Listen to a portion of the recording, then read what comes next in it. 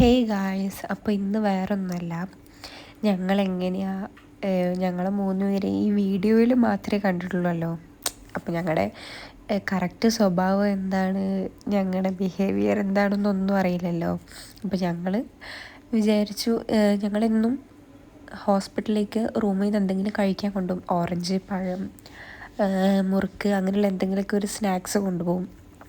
അപ്പോൾ ഇന്ന് പഴവും മുറുക്കും ഞാൻ കൊണ്ടുവന്നു, തത്ത ഓറഞ്ച് കൊണ്ടുവന്നു. അപ്പോൾ ഞങ്ങൾ അവിടെ ഇരുന്ന് വഴക്കുണ്ടാക്കുക.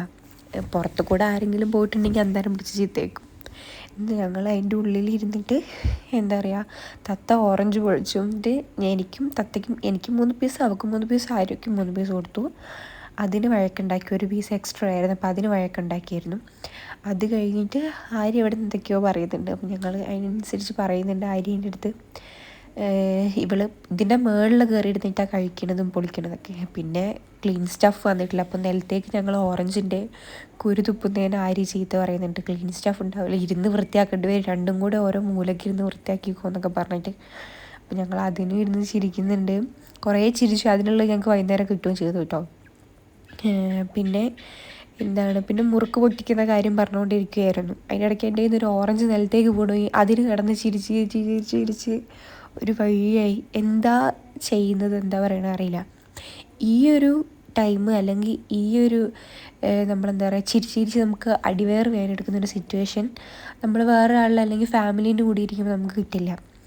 അതിന് ഫ്രണ്ട്സ് തന്നെ വേണം. ഈ ഒരു വൈബ് നമുക്ക് കിട്ടണമെന്നുണ്ടെങ്കിൽ, കാരണം അത്രത്തോളം ചിരിക്കും, അത്രത്തോളം എന്താ പറയുക, പെട്ടെന്ന് നമ്മൾ എന്തെങ്കിലുമൊക്കെ വഴക്കുണ്ടാക്കുമ്പോൾ നമുക്ക് അത്രത്തോളം ഹേർട്ട് ചെയ്യുകയും ചെയ്യും. അങ്ങനെ മുറുക്ക് പൊട്ടിക്കാൻ നേരമായപ്പം മുറുക്കിൻ്റെ ഉള്ളിൽ വീണ്ടും പണി. മുറുക്കിൻ്റെ ഉള്ളിൽ 5 എണ്ണം ഉള്ളൂ. 5 എണ്ണത്തിൽ 2 എണ്ണം എനിക്കും, 2 എണ്ണം തത്തയ്ക്കും, ആര്യയ്ക്കും ഒന്നും.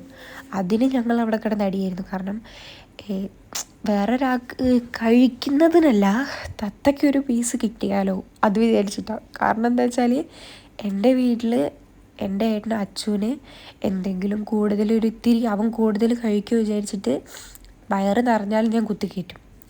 അതേപോലെ തന്നെയാണ് തത്തയും. തത്തേൻ്റെ വീട്ടിലൊരേട്ടുണ്ട്. അപ്പോൾ നമുക്ക് ഞാൻ പറയുന്നത് റിലേറ്റബിൾ ആയിരിക്കും.